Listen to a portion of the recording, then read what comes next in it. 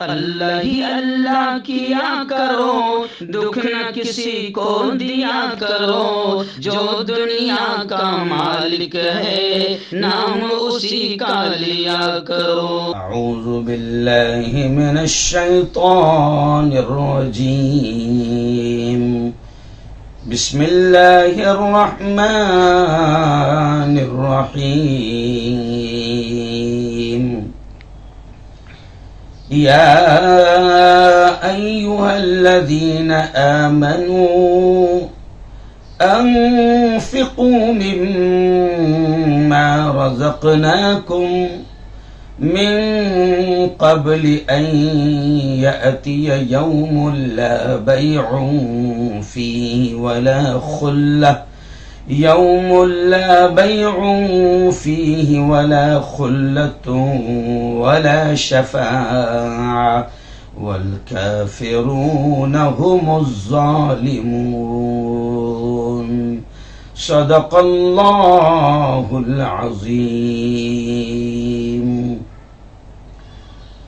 بہت ہی قابل صد احترام میرے نوجوان دوستوں، بزرگوں اور ساتھیوں،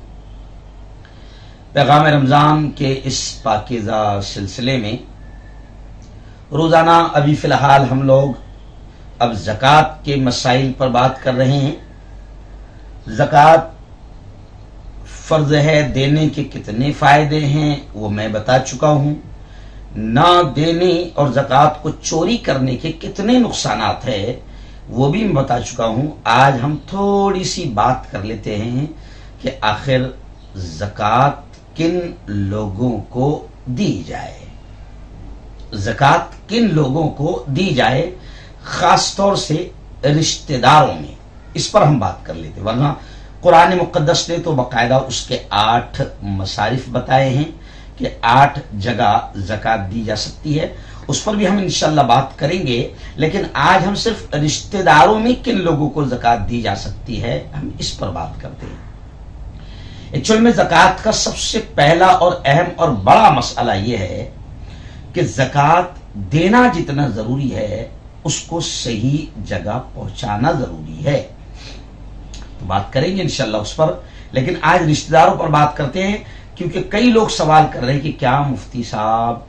میں رشتہ دار میں اس کو زکوٰۃ دے سکتا ہوں کیا، بہن کو دے سکتا ہوں کیا، بھائی کو دے سکتا ہوں کیا، ان کو دے سکتا ہوں کیا، بہت سارے سوالات کر رہے ہیں۔ تو سب سے پہلے آپ ایک بات سمجھ لیں، اصول یہ ہے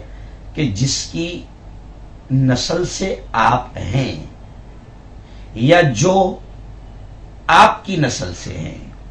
ان کو آپ زکوٰۃ نہیں دے سکتے۔ کیا مطلب ہے اس کا؟ جیسا جس کی نسل سے آپ ہیں، باپ، دادا، ماں، دادی، نانا، نانی، ان کو نہیں دے سکتے آپ، اور جو آپ کی نسل سے ہے جیسے بیٹا، پوتا، پوتی، نواسا، نواسی، یہ ان کو نہیں دے سکتے آپ۔ ایسے ہی کس کو نہیں دے سکتے ہیں؟ جو نکاح والا رشتہ ہے، نکاح والا رشتہ یعنی شوہر بیوی کو نہیں دے سکتی، بیوی شوہر کو نہیں دے سکتا، اور ایسے ہی آپ کسی سید کو زکوٰۃ نہیں دے سکتے۔ تو اب رشتہ داروں میں نے آپ کو سب سے پہلے کلیئر کر دیا کہ جس کی نسل سے آپ ہیں، جی ہاں، جیسے آپ کے ابا، اماں، دادا، دادی، نانا، نانی، یا جو آپ کی نسل سے ہیں جیسے بیٹا، بیٹی، پوتا، پوتی، نواسا، نواسی، ان کو نہیں دے سکتے۔ باقی اس کے علاوہ آپ سب کو دے سکتے ہیں، بہن، بھائی، بھانجا، بھتیجا، پھوپا، پھوپھی، خالہ، خالو، ماموں، ممانی، یہ سارے جتنے رشتے ہیں آپ ان تمام کو زکوٰۃ دے سکتے ہیں، بلکہ زکوٰۃ دینے میں سب سے پہلا حق اپنے رشتہ داروں کا ہے۔ سب سے پہلا حق زکوٰۃ میں اپنے رشتہ داروں کا ہے،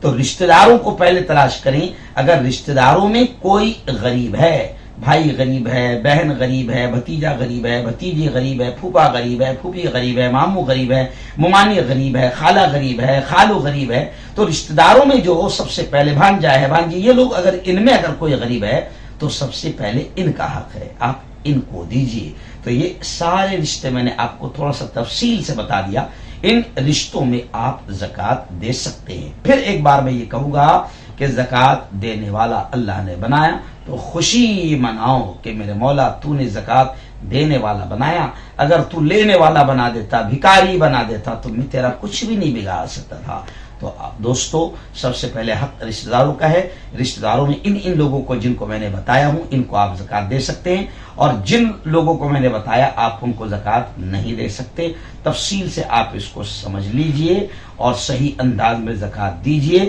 دوسروں تک بھی میری یہ ویڈیو پہنچائیے تاکہ دوسروں کو بھی زکوٰۃ دینے کا اہم مسئلہ پتہ چلے، آپ کو بھی ثواب ملے گا پہنچانے کا اور مجھے بھی ثواب ملے گا۔